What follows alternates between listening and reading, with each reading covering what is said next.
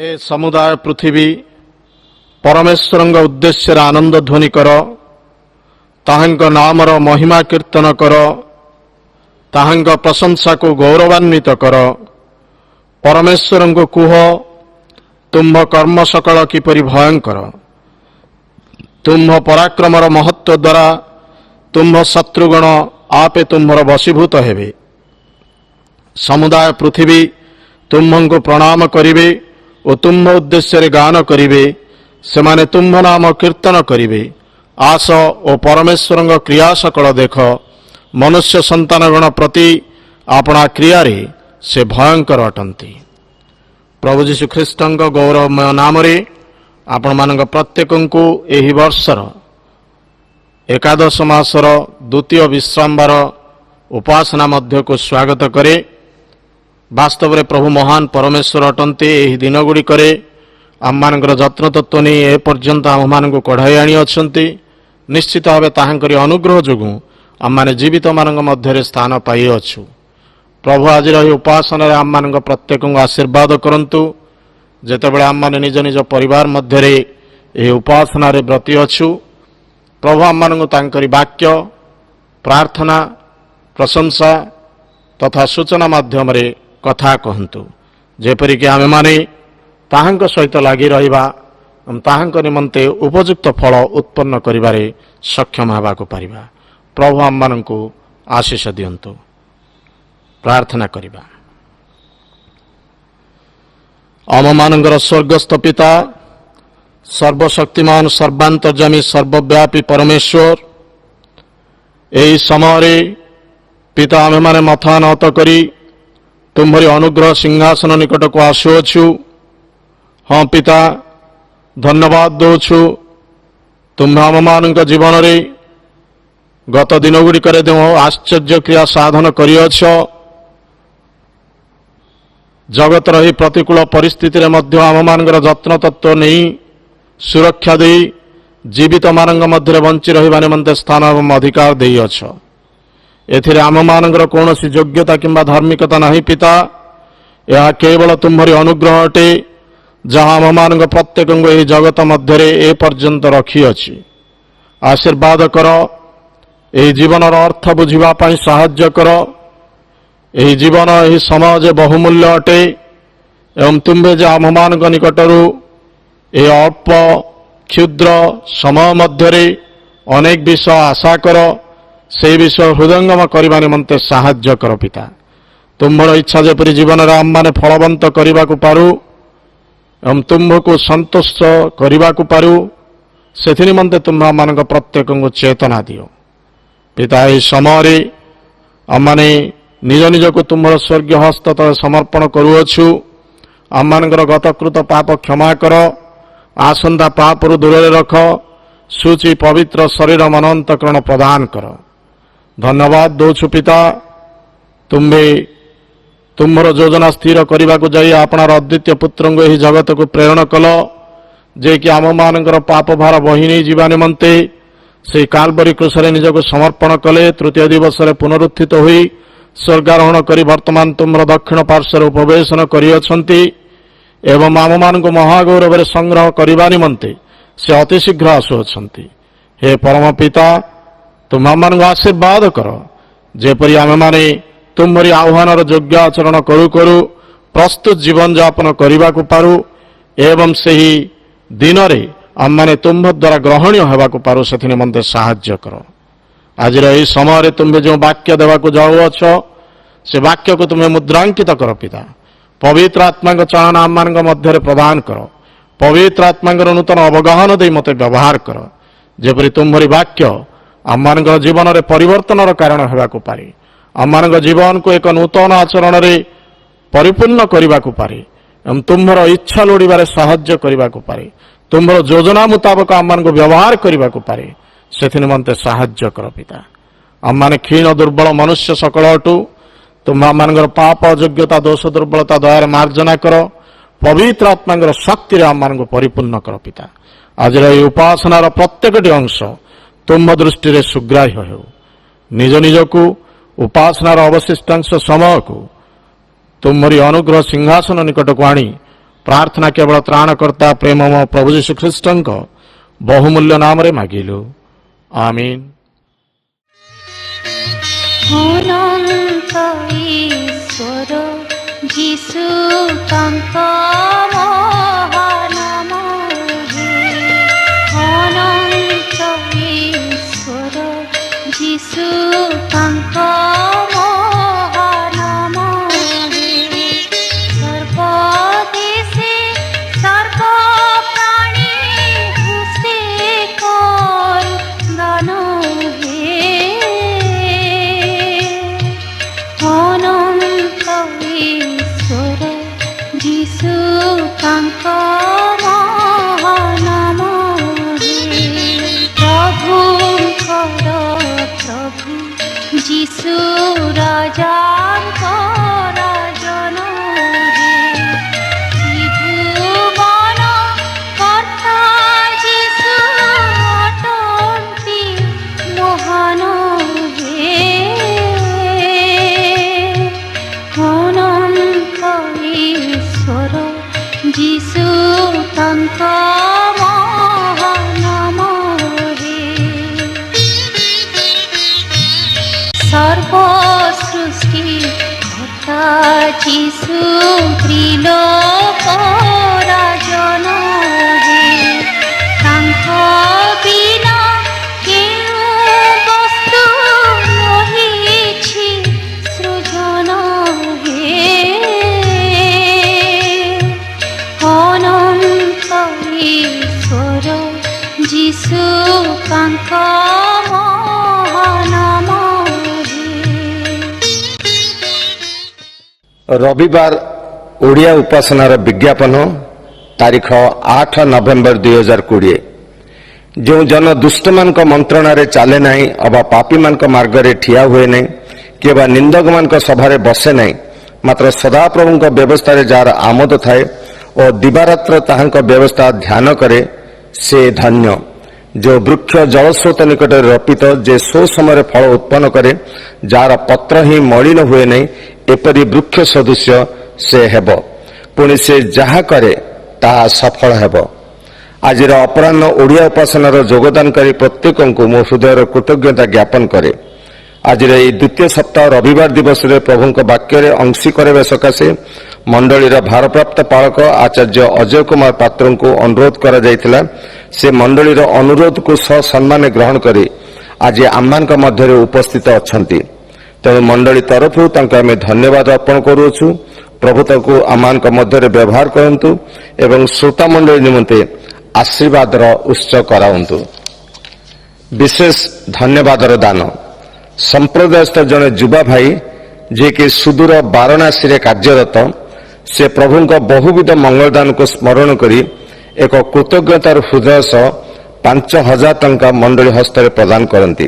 दाता इच्छा अनुଯାୟୀ मंडली सेवा कार्य निमंते 4,000 टंका एवं मंडली अधीनस्थ सांस्कृतिक परिषद निमंते 1,000 टंका दियंती। दातांकर एई दान निमंते मंडली तांको विशेष धन्यवाद ज्ञापन करे। तांको परिवार निमंते से विशेष प्रार्थनार मध्य अनुरोध करती।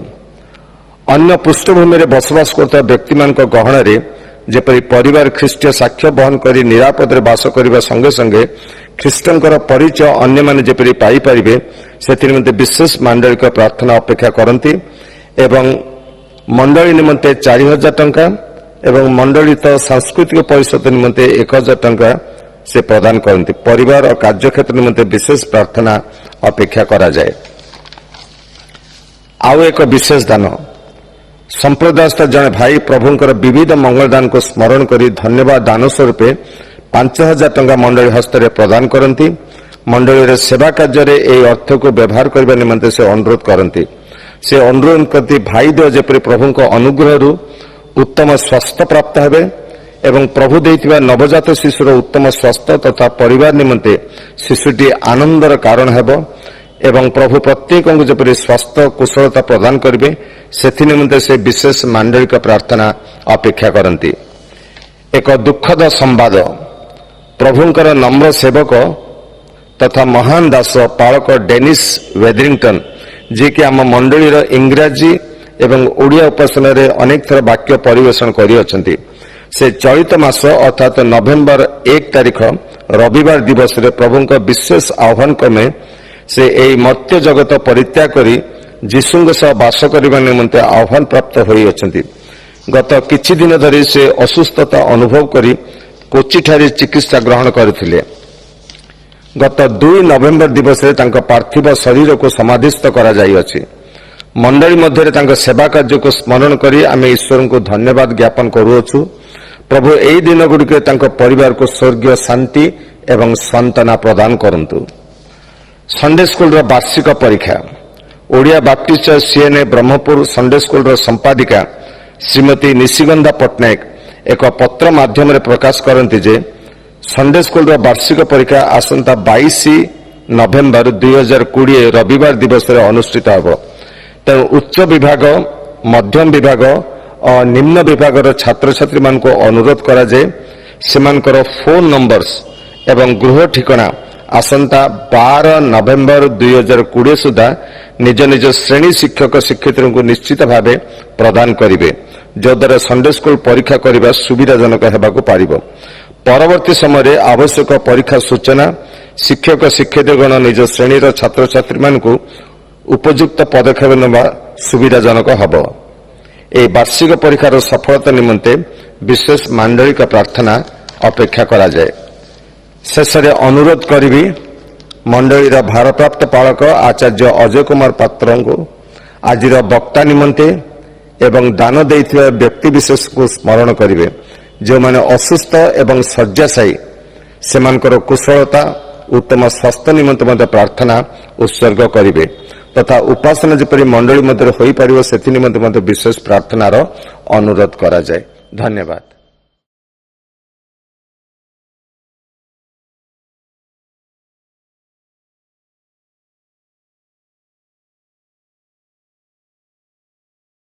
आज ध्यान निमंते आमने जो शास्त्रांश अध्ययन करिबा ताला रोमियो मंडली निकट को प्रेरित पाउलंगर पत्र ताहार 12 अध्याय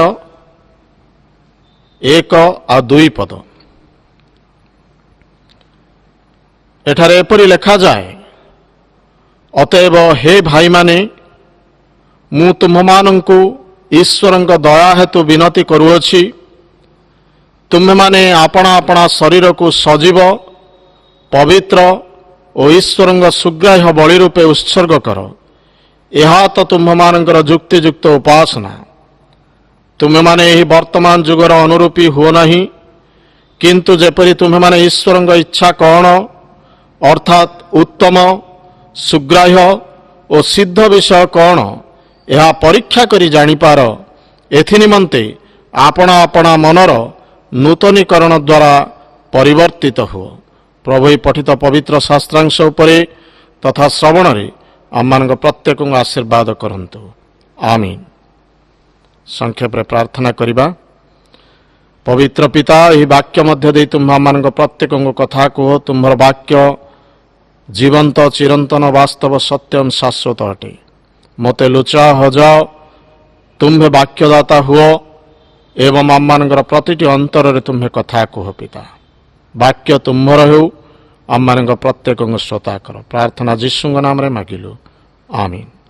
आज यही शास्त्रांश को जिते बड़े आम लक्ष्य करू सदाप्रभु परमेश्वर आम को यही विषय जनाती जगतर यही दुर्दिन समय गुड़िक आम निश्चित भाव आग्रही किपरि मंडली गृह उन्मुक्त हेब आम उपासना करूँ किंतु वास्तव में केउ विषय को उपासना कहा जाए जुक्तियुक्त उपासना कहा जाए ताहा प्रभु आम मान कहती से चाहती जे जेपरिक आम मानकर शरीर जहाँकि ईश्वरंकर मंदिर अटे ताहा सजीव रहिबो पवित्र रहिबो एवं ईश्वरंकर सुग्राह्य बलि रूपे उत्सर्ग करिबा तेबे जाई आम मानकर ताहा ही उपासना अटे।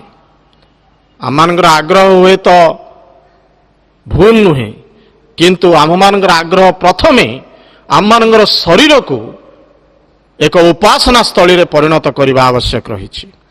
आम मानकर शरीर को आम मानकर हृदय को ଏକ ଉପାସନାର ଉପଯୁକ୍ତ ସ୍ଥାନ ସ୍ୱରୂପେ ପ୍ରସ୍ତୁତ କରିବା ଆବଶ୍ୟକ ରହିଅଛି। ସେଥି ନିମନ୍ତେ କ'ଣ ଆବଶ୍ୟକ ରହିଅଛି? ସେହି ଦ୍ୱିତୀୟ ପଦରେ ଲେଖାଯାଏ ଯେ ଏଥି ନିମନ୍ତେ ଆପଣା ଆପଣା ମନର ନୂତନୀକରଣ ଦ୍ୱାରା ପରିବର୍ତ୍ତିତ ହୁଅ। ନିଶ୍ଚିତ ଭାବେ ଏହା ଏକ ଗୁରୁତ୍ୱପୂର୍ଣ୍ଣ ବିଷୟ ଅଟେ। ଆମମାନେ ପୂର୍ବରୁ ଯାହା କରୁଥିଲୁ ସେହି ବିଷୟ ପ୍ରଭୁ ଆଉ ଦେଖିବା ପାଇଁ ଚାହାନ୍ତି ନାହିଁ। ପ୍ରଭୁ ଚାହାନ୍ତି ଏକ ପରିବର୍ତ୍ତନ, ଏକ ଟ୍ରାନ୍ସଫର୍ମେସନ। ଆମମାନଙ୍କ ଜୀବନରେ ଯେହେତୁ ପରିବର୍ତ୍ତନ ନାହିଁ, ତେଣୁ ଆମେମାନେ ପ୍ରତିଟି ସମୟକୁ ଏକାପରି ବୋଲି ଭାବୁଛୁ। ହୁଏତ ଲକଡାଉନ ସରିକି ଅନଲକ୍ ଷ୍ଟାର୍ଟ ହେଲାଣି, ଲୋକମାନେ ଚଲାବୁଲା କଲେଣି ଏବଂ ଗାଡ଼ି ମଟର ଗଲାଣି। ଏହିସବୁ ଦେଖି ଆମେମାନେ ଭାବୁ ଯେ ହୁଏତ ଯେତେବେଳେ ଗିର୍ଜାଘର ଖୋଲିଯିବ, ଯେମିତି ଚାଲିଛି ସେମିତି ଆମେ ଜୀବନଧାରା ସେମିତି ଚାଲିବ। ବାସ୍ତବରେ ପ୍ରିୟ ବନ୍ଧୁଗଣ, ପ୍ରଭୁ ତାହା ଦେଖିବା ପାଇଁ ଚାହାନ୍ତି ନାହିଁ। ପ୍ରଭୁ ଚାହାନ୍ତି ଏକ ବାସ୍ତବ ଉପାସନା, ଏକ ଯୁକ୍ତିଯୁକ୍ତ ଉପାସନା, ଯାହାକି ପ୍ରଥମେ ମୋର ଜୀବନରେ ଆରମ୍ଭ ହେବା ଆବଶ୍ୟକ ରହିଅଛି, ମୋର ଶରୀରରେ ଆରମ୍ଭ ହେବା ଆବଶ୍ୟକ ରହିଅଛି। ମୁଁ ଗିର୍ଜାଘରକୁ ଆସିବା ପୂର୍ବରୁ ମୋର ଜୀବନକୁ ମୁଁ ପ୍ରସ୍ତୁତ କରିବା ଆବଶ୍ୟକ ରହିଛି। ଏହି ଦିନ ଗୁଡ଼ିକରେ ପ୍ରଭୁ ଯଥେଷ୍ଟ ସମୟ ଦେଲେଣି। ମାସ ମାସ ଧରି ଆମମାନେ ରହିଛୁ, ଆଉ ସେଇ ମାସ ମାସ ଧରି ପ୍ରଭୁ ଆମମାନଙ୍କୁ ଦେଖୁଛନ୍ତି, ସେ ଆମମାନଙ୍କୁ ପରୀକ୍ଷା କରୁଛନ୍ତି ଯେ ବାସ୍ତବରେ ମୋର ସନ୍ତାନ, ମୋର ସନ୍ତତି ଏହି ଦିନ ଗୁଡ଼ିକରେ ନିଜକୁ ପ୍ରସ୍ତୁତ କରୁଅଛି କି ନା କେବଳ ଅପେକ୍ଷା କରିକି ଅଛି ଗିର୍ଜାଘରଟା କେବେ ଖୋଲିବ ଆଉ ମୁଁ ଯାଇକି ଉପାସନା କରିବି। ଖ୍ରୀଷ୍ଟରେ ପ୍ରିୟ ବନ୍ଧୁଗଣ, ପରିବର୍ତ୍ତନ ଆମମାନଙ୍କର ଆବଶ୍ୟକ ରହିଅଛି।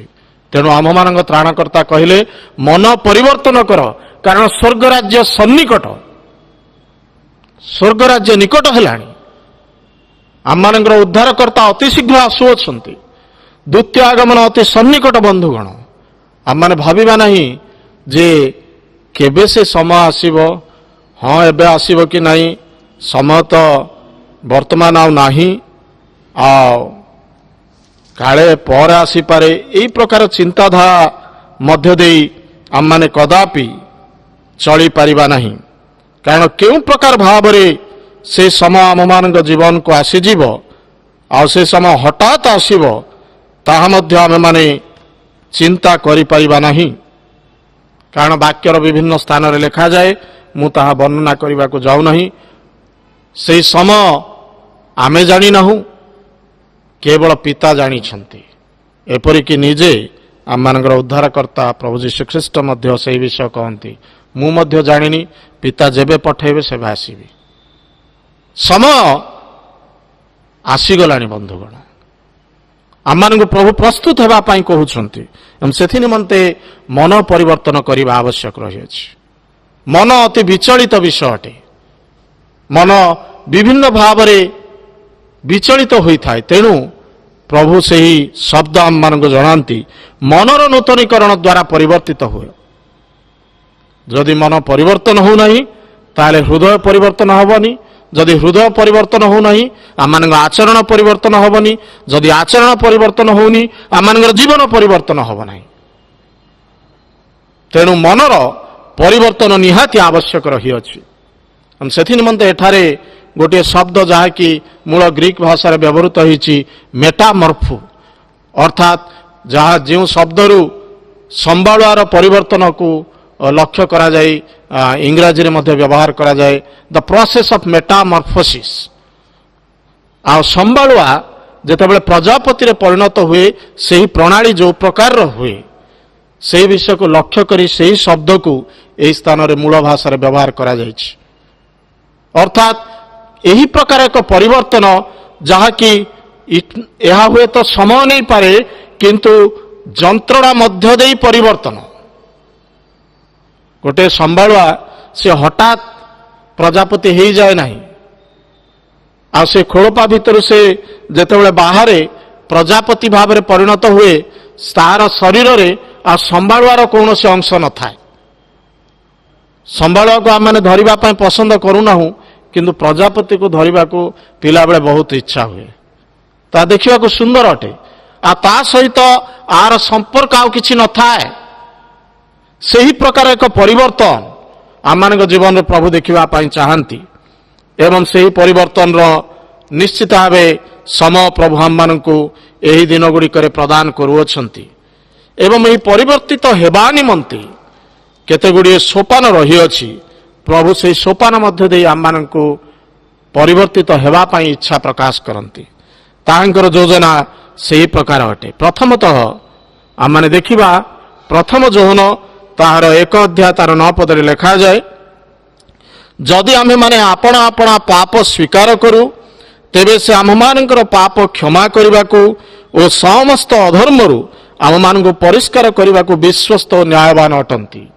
ଯଦି ଆମେମାନେ ଆପଣା ଆପଣା ପାପ ସ୍ୱୀକାର କରୁ, ଖ୍ରୀଷ୍ଟରେ ପ୍ରିୟ ବନ୍ଧୁଗଣ, ପ୍ରଭୁ ଚାହାନ୍ତି ଏହି ଦିନଗୁଡ଼ିକରେ ଆମମାନେ ପାପ ସ୍ୱୀକାର କରିବା ଆବଶ୍ୟକ ରହିଅଛି। ଭଗ୍ନଚୂର୍ଣ୍ଣ ଅନ୍ତଃକରଣର ସହିତ ତାହାଙ୍କ ନିକଟକୁ ଆସିବାର ଆବଶ୍ୟକତା ରହିଅଛି। କ୍ରନ୍ଦନର ସହିତ ରୋଦନର ସହିତ ତାହାଙ୍କ ନିକଟକୁ ଆସିବା ଆବଶ୍ୟକ ରହିଛି। ଆମମାନେ ଥରେ ଥରେ ଭାବିଥାଉ ଯେ ଆମେମାନେ ପାପୀ ନୁହଁ, କିନ୍ତୁ ଦୈନନ୍ଦିନ ଜୀବନରେ କିଛି ନା କିଛି ପାପ ଆମମାନେ ପ୍ରତ୍ୟେକ କରୁଅଛୁ ଏବଂ ଯେଉଁ ପାପ କି ପ୍ରଭୁ ଆମମାନଙ୍କ ଜୀବନରେ ଦେଖିବା ପାଇଁ ଚାହାନ୍ତି ନାହିଁ। ସେ କହିବା ପାଇଁ ଚାହାନ୍ତି ତୁମେମାନେ ପରିବର୍ତ୍ତିତ ହେବା ପୂର୍ବରୁ ପ୍ରଥମେ ନିଜକୁ ନିଷ୍କଳଙ୍କ କର। ମୁଁ ତୁମ ଜୀବନରେ ଦାଗ ଦେଖିବା ପାଇଁ ଚାହୁଁନାହିଁ। ଆମମାନଙ୍କର ଜୀବନର ସେହି ପାପର ଦାଗ ଆଜି ଈଶ୍ୱରଙ୍କ ଠାରୁ ଆମମାନଙ୍କ ସହିତ ଏକ ବ୍ୟବଧାନ ସୃଷ୍ଟି କରିଛି। ଆଉ ସେହି ଦୂରତାକୁ ବନ୍ଦ କରିବା ପାଇଁ, ସେହି ଦୂରତାକୁ ଆମ ଜୀବନରୁ ହଟେଇବା ପାଇଁ ପ୍ରଥମ ପଦକ୍ଷେପ ଆମକୁ ନେବାକୁ ହେବ। ଆମେ ପାପ ସ୍ୱୀକାର କରିବାକୁ ପଡ଼ିବ। ପୂର୍ବ ଦିନଗୁଡ଼ିକରେ କିଛି ମାସ ତଳେ ମୁଁ ଏକ ପ୍ରାର୍ଥନାର ଅନୁରୋଧ ଦେଇଥିଲି। କେତୋଟି ପରିବାର ତାହା କରୁଛନ୍ତି ମୁଁ ଜାଣେ ନାହିଁ, କିନ୍ତୁ ପ୍ରଭୁ ଯାହା ଜଣାଇଥିଲେ ସେହି ବିଷୟ ଆପଣମାନଙ୍କ ପ୍ରତ୍ୟେକଙ୍କୁ ପୁନର୍ବାର ପ୍ରଭୁ ଜଣାଇବା ପାଇଁ ଚାହୁଁଛନ୍ତି। ଯଦି ସେଥିରେ ଆମମାନେ ଅବହେଳା କରିଛୁ, ସେଥିରେ ପାପ କ୍ଷମାର ପ୍ରାର୍ଥନା ରହିଛି। ଆମମାନଙ୍କର ବ୍ୟକ୍ତିଗତ ପାପ, ଆମମାନଙ୍କର ପାରିବାରିକ ପାପ, ସାମାଜିକ, ଆନୁଷ୍ଠାନିକ, ମାଣ୍ଡଳିକ, ଜଗତର, ଦେଶର ପ୍ରତ୍ୟେକଟି ପାପକୁ ଆମମାନେ ଈଶ୍ୱରଙ୍କ ନିକଟରେ ସ୍ୱୀକାର କରିବା ଆବଶ୍ୟକ ରହିଅଛି। କାରଣ ପ୍ରଭୁ ଆମମାନଙ୍କୁ ପରିଷ୍କାର କରିବା ପାଇଁ ଚାହାନ୍ତି। ଆମମାନେ ଦେଖିବା ହିତୋପଦେଶ ତାହାର 28 ଅଧ୍ୟାୟ 13 ପଦରେ ପ୍ରଭୁ ଆମମାନଙ୍କୁ ଅତି ସୁନ୍ଦର ଭାବରେ କହନ୍ତି, କେବଳ ପାପ ସ୍ୱୀକାର କଲେ ହେବ ନାହିଁ। ହିତୋପଦେଶ 28:13, ଯେ ଆପଣା ଅଧର୍ମ ଆଚ୍ଛାଦନ କରେ ସେ ମଙ୍ଗଳ ପାଏ ନାହିଁ, ମାତ୍ର ଯେଉଁ ଲୋକ ତାହା ସ୍ୱୀକାର କରି ଛାଡ଼େ ସେ ଦୟା ପାଇବ। ସ୍ୱୀକାର ତ କରିବେ, ଯେଉଁ ଲୋକ ତାହା ସ୍ୱୀକାର କରି ଛାଡ଼େ ସେ ଦୟା ପାଇବ। ପାପ କେବଳ ସ୍ୱୀକାର କରିଦେଲେ ହେବ ନାହିଁ, ଆମମାନଙ୍କୁ ସେହି ପାପକୁ ଛାଡ଼ିବାକୁ ପଡ଼ିବ। ଆଉ ତାହା ଆମମାନଙ୍କ ଜୀବନକୁ ନ ଆସୁ। ଯେପରିକି ସେହି ପ୍ରଜାପତିର ଜୀବନରେ ସମ୍ଭାଳୁଆର କୌଣସି ଅଂଶ ଆଉ ନଥାଏ। ତାହାର ଜୀବନଟି ସୁନ୍ଦର ହୋଇଯାଇଥାଏ, ଲୋକମାନେ ତାକୁ ଦେଖିଲେ ଆନନ୍ଦିତ ହୁଅନ୍ତି, ତାହା ଆମମାନଙ୍କ ଚକ୍ଷୁକୁ ଆକର୍ଷିତ କରେ। ଆଉ ଯଦି ସେଠି ଟିକିଏ ସମ୍ଭାଳୁଆର ଅଂଶ ରହିବ, ତାହାର ସେଇ ବାଳ ଫାଳ ଯଦି ରହିଯିବ ରୁମ, କହିଲେ ଆମମାନଙ୍କୁ କେମିତି ଲାଗିବ? ଆମେ ସେ ପ୍ରଜାପତିକୁ ଦେଖିଲେ ଆଉ ଖୁସି ହେବା କି? ଆମମାନେ ହୁଏତ ଭାବୁଛୁ ଆମମାନେ ପାପ ଶୂନ୍ୟ ହୋଇଯାଇଛୁ, କିନ୍ତୁ କିଛି କିଛି ପାପକୁ ଧରିକି ଆମେ ଉଡ଼ିବା ପାଇଁ ଚେଷ୍ଟା କରୁଛୁ। ବନ୍ଧୁଗଣ, କଦାପି ଆମମାନେ ଉଡ଼ି ପାରିବା ନାହିଁ ଯେ ପର୍ଯ୍ୟନ୍ତ ସେହି ଅଳ୍ପ ପାପ ଆମମାନଙ୍କ ଜୀବନରେ ରହିଅଛି। ଭାବନ୍ତୁ ନାହିଁ ପ୍ରଭୁ ଆମମାନଙ୍କୁ ଏହି ଜୀବନ ଦେଇଛନ୍ତି ଆମମାନଙ୍କର ଧାର୍ମିକତା ପାଇଁ ନୁହଁ। ପ୍ରଭୁ ଆମମାନଙ୍କୁ ସୁଯୋଗ ଦେଉଛନ୍ତି। ଆମମାନେ ଯଦି ସୁସ୍ଥତା ଲାଭ କରିଛୁ, ଆମମାନେ ଯଦି ଏହି ଦିନଗୁଡ଼ିକରେ ତାହାଙ୍କରି ଅନୁଗ୍ରହ ମଧ୍ୟରେ ରହିଅଛୁ, ପ୍ରଭୁ ଆମମାନଙ୍କୁ ଏହି ବିଷୟ ଜଣାଇବା ପାଇଁ ଚାହାନ୍ତି, ଯେପରିକି ଆମେମାନେ ଏହି ଦିନଗୁଡ଼ିକରେ ପାପ ସ୍ୱୀକାର କରି ପରିବର୍ତ୍ତନର ପ୍ରଥମ ପର୍ଯ୍ୟାୟ ମଧ୍ୟକୁ ଆସୁ।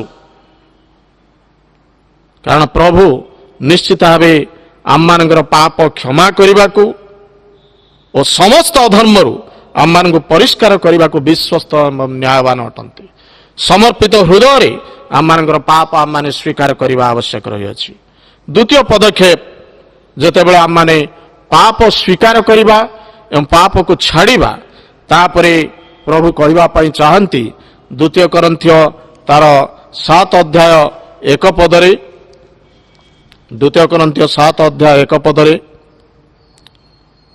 अतएव हे प्रिय माने यही समस्त प्रतिज्ञा प्राप्त होबारु आस शरीर और आत्मार समस्त अशुचितारु आपणा आपणा को सूची करू पुणी ईश्वर को भय करी पवित्रतार सिद्ध हो पाप स्वीकार करी छाड़िबा द्वितीय विषय द्वितीय पदक्षेप प्रभु कहवाई चाहती आम माने पवित्रतार सिद्ध हेबा कारण ईश्वर आम मान जीवन को पवित्र करी सृष्टि करथिले सृष्टिर प्रारंभ रे मनुष्य पाप करी ताहांकर अनुग्रह ऋणा पड़ी अछि ताहांकर महिमा ऋणा पड़ी अछि प्रतिटी मनुष्य पापी अटंती तेणु प्रभु कहवाई चाहती जे तुम्हें माने पवित्र हेबा आवश्यक टिके हेले मलिनता से आम मान जीवन में देखा चाहती ना किछिटा बोझ नहीं मु कदापि कहबी ना मु हालुका अनुभव करुछि बोली आम मान से पापर बोझ को संपूर्ण भाव में आम मैंने छाड़ा पड़ो आम मैंने छद्म जीवन नहीं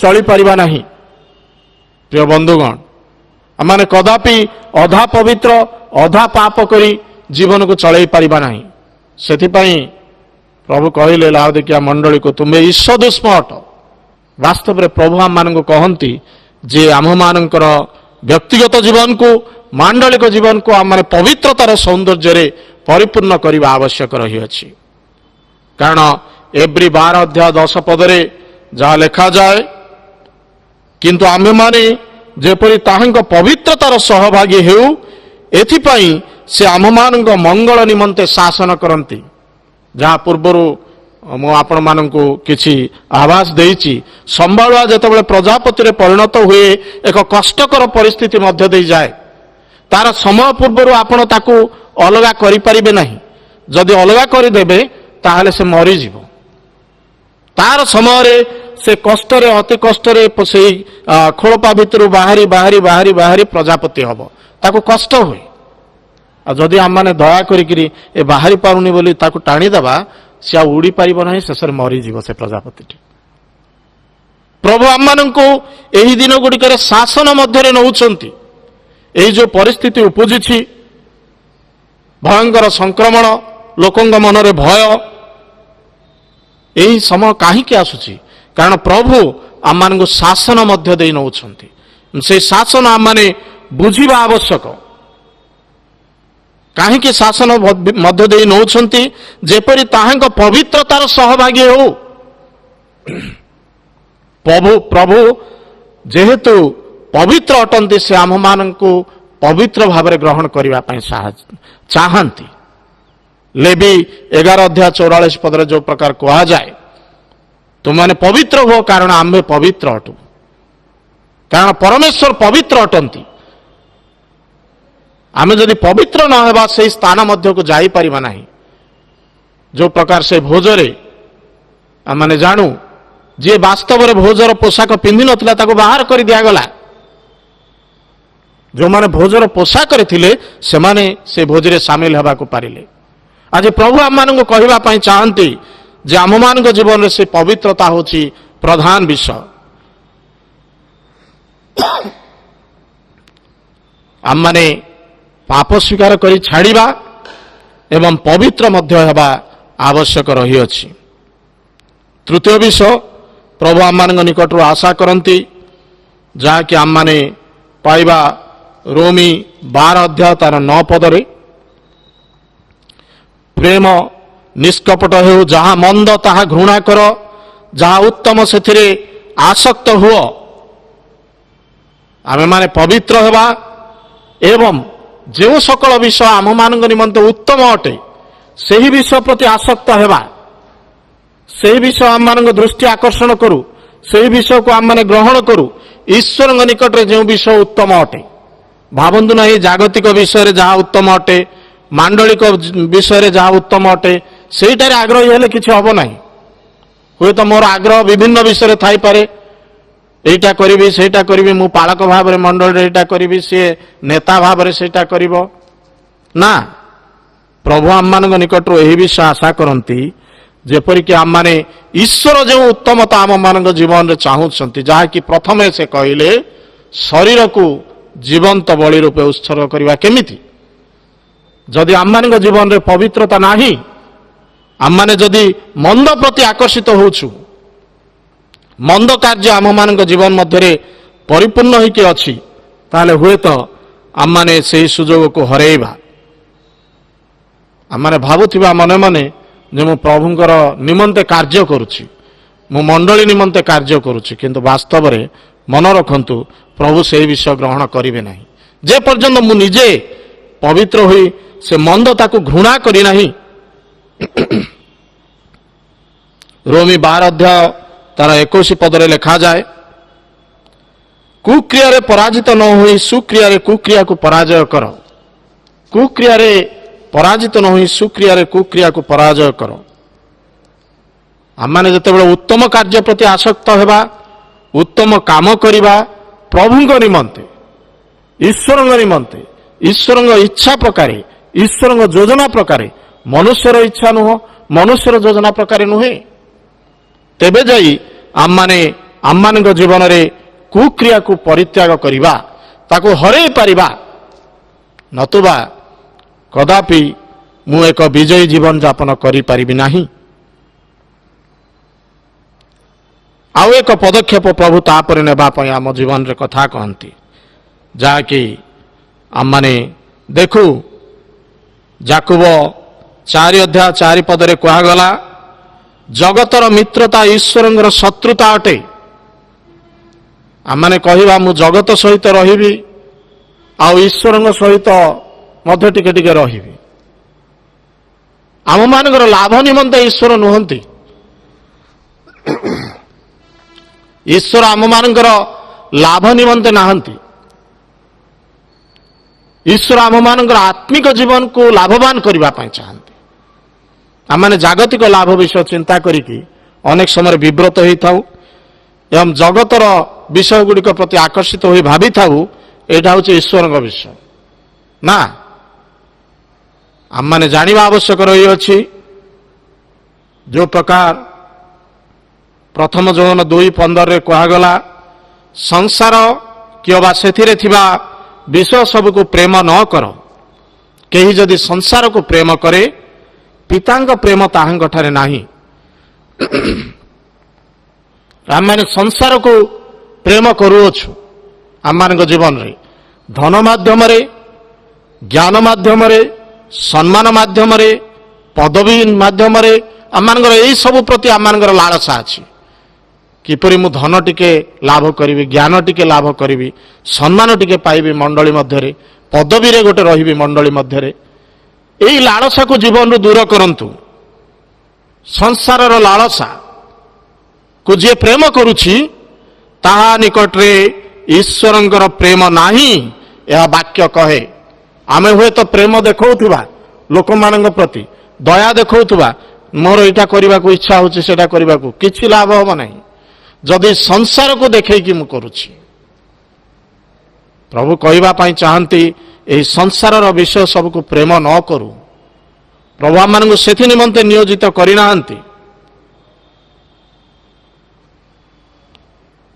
कारण आमे माने जदि संसार को प्रेम करू आम मान जीवन रे हुए तो व्यतिक्रम आसी पारे प्रकाशित वाक्य 14 अध्याय तार 13 पदरे कहा जाए कारण से कर्म से अनुवर्ती हम आम जहाँ कार्य करिथिबा सेही प्रकार फल ही दिया जीव आम मान आम माने भावुथिबा जगत रे थाई किना भल भल कार्य करूछि बोली समाज निमंते देश निमंते मंडली निमंते भल कार्य करुछि प्रथमे मु निजे कौन अछि मु जदि पाप भितर बुड़ीकिरी अछि मु जदि आ जोटा को छुईबी सेटा मध्य पाप हब मन रखंतु कदापि सेटा भल हब नाही टिके खमीर पूरा खमीरमय कर दिए वाक्य लिखा जाइछि आम मान जीवनटा जदि आउ गोटे जीवन सहित संश्लिष्ट हो गला मु जदि पाप रे परिपूर्ण होइछि से जीवन मध्य नष्ट हब तेणु आम मान जीवन रे आम माने सचेतन होगा आवश्यक रही जे आम माने संसार विषय को प्रेम करवा नहीं तापरे प्रभु कहवा पाई चाहती आउ एक पदक्षेप आम मान जीवन नेबा पाई से इच्छा प्रकाश करती होशेय 12 अध्याय होशेय भविष्यत वक्ता पुस्तक 12 अध्याय 6 पद ए निमंते तुम्हें आपना परमेश्वर निकट को फेर, दया और न्याय विचार पालन कर और सर्वदा तुम परमेश्वर अपेक्षा रे था।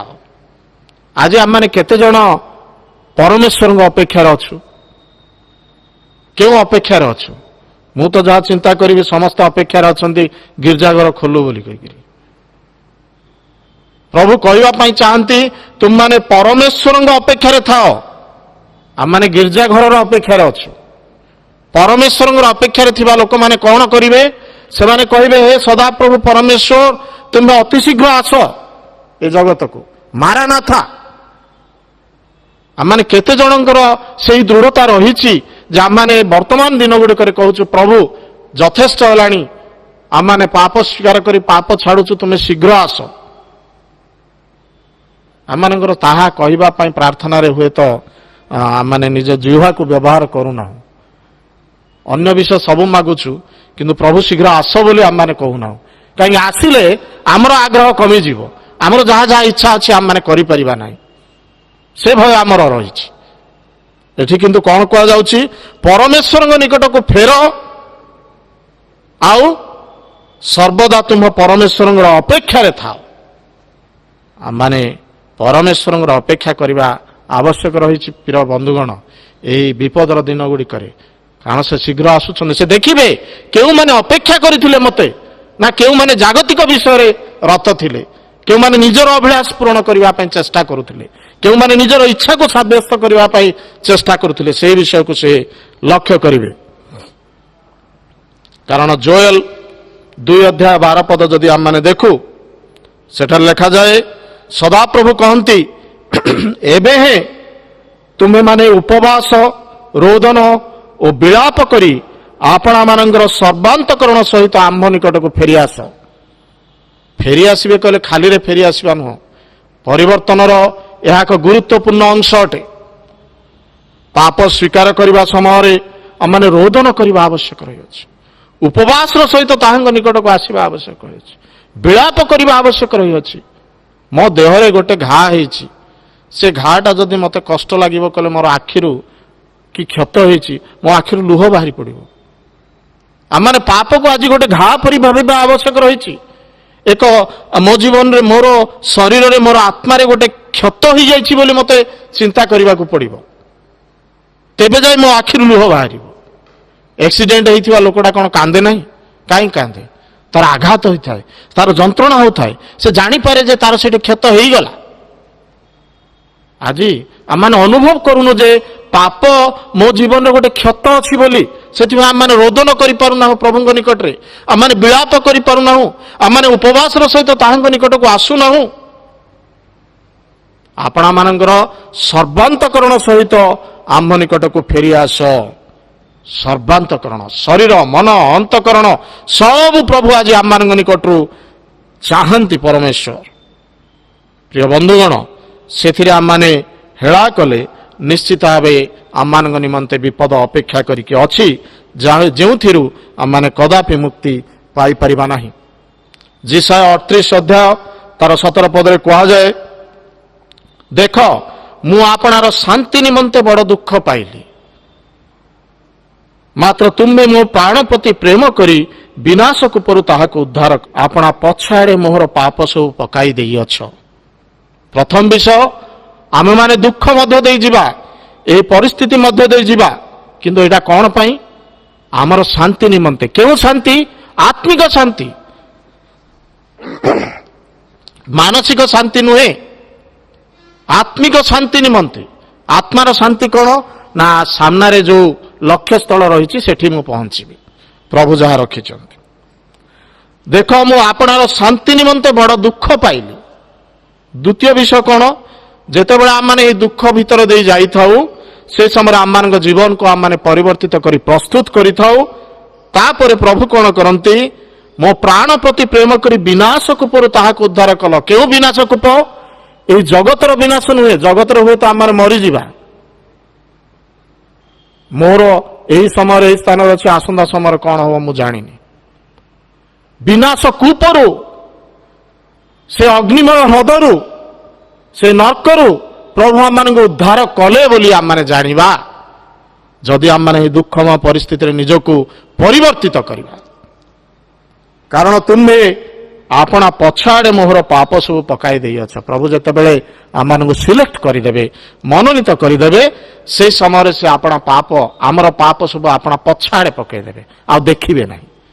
आ जे पर्यंत आम माने ए दुख मध्य निजको परिवर्तित करना, निजर आत्मिक शांति अनुभव करूना, कदापि आम से पाप प्रभु पछरे पकेबेनी, सबुबेले देखुथिबे। प्रतिटी विषय आम कर्म आम अनुगामी हेब। तापरे प्रभु आम को यही विषय जनाइबा पई चाहती, जेतेबेले आम एक परिवर्तित जीवन, संपूर्ण भाव में एक परिवर्तित जीवन परमेश्वर देखिबे, तापरे आम माने एक आशा मध्य दे गति करिबा। तीतस 3 अध्याय 7-9 पद।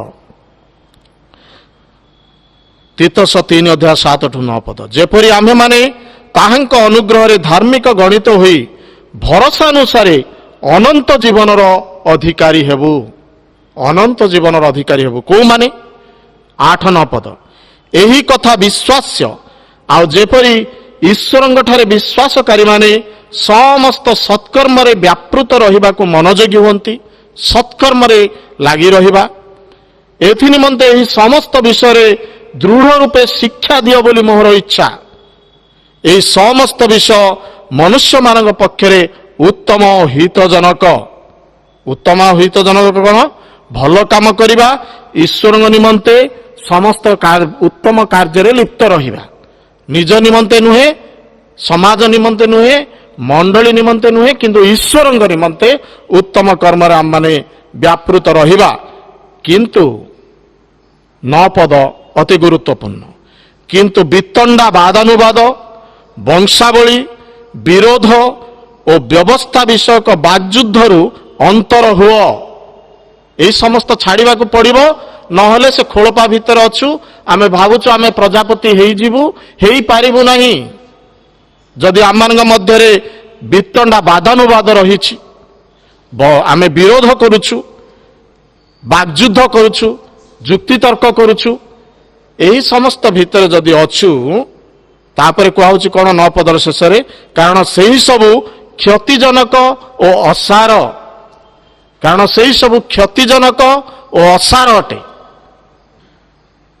ख्रीष्टर प्रिय बंधुगण, आम असारता प्रति जाई जीवनर परिवर्तनर पर्याय को काहीकि हरेबा। प्रभु आम को यही विषय कहवा पाई चाहती, परिवर्तित हो, मनर नूतनीकरण रे परिवर्तित हो। पाप स्वीकार करने आवश्यक रही, छाड़वा आवश्यक रही, पवित्रतारे वृद्धि पाइबा आवश्यक रही, मंदता को घृणा करने आवश्यक रही, पछकु आ फेरिबा नहीं किंतु ईश्वर प्रति फेरिबा आवश्यक रही। एवं आम जीवन को प्रभु निमंते एक उपयुक्त पात्र स्वरूप करी जगतर विषय लिप्त न रही, सत्कर्म लिप्त रही, ईश्वर द्वारा जहाँ ग्रहण योग्य से ही समस्त विषय निजर शरीर को जीवंत बलि रूपे उत्सर्ग करने आवश्यक रही। मोर कथबार्ता, मोर चालीचलन, मोर आचार व्यवहार, मोर जीवन ही ईश्वरंकर उपासना करि पारिबो। मंडलीर उपासना केवल उपासना बोली भावंतु नहीं। मोर मंदिर, ईश्वर ही मंदिर मध्य अछंती। जदि मु ए भितर मोर उपासना स्थली तैयारी करी नाही, ए मंदिर भितर आसी बसी मु घंटाए 2 घंटा कि 5 घंटा बितेले मध्य किछि लाभ हेबो नाही। बंधुगण, प्रभु आम अनुग्रह दियंतु। एही दिन गुड़िकरे चेतना दौरान प्रभु आम मान प्रस्तुत करने चाहूँगी। तांकरे प्रिय मंडली को कदापि से हरैबा चाहती नहीं। एवं यही मंडली को न हरैबा निमंते प्रथमे आमे निजको प्रस्तुत करने आवश्यक रही। मोर व्यक्तिगत जीवन रे मु एक जुक्तियुक्त उपासना करने आवश्यक रही। उपासना वीडियो तो पठा होछि, किंतु आम जुक्तियुक्त उपासना करूछु कि? मोर शरीर को ता मध्य देई, मोर जीवन को ता मध्य देई, मोर हृदय को ता मध्य देई मु गठन करूछि कि? ନା କେବଳ ବାକ୍ୟ ଶୁଣିଲି, କୋଉ ପ୍ରକାର ରହିଛି ନୋଟିସ୍ ଶୁଣିଲି, ତାପରେ ସରିଗଲା। ସେ ଦିନ ସରିଲା, ତାପରେ ଉପାସନା ସରିଲା, ମୋ ଜୀବନର ଉପାସନା ସରିଗଲା। ପ୍ରଭୁ ଆମମାନଙ୍କୁ ଆଶୀଷ ଦିଅନ୍ତୁ ଏବଂ କଥା କୁହନ୍ତୁ। ପ୍ରଭୁ ସକଳ ବିଷୟରେ ଗୌରବ ପାଆନ୍ତୁ।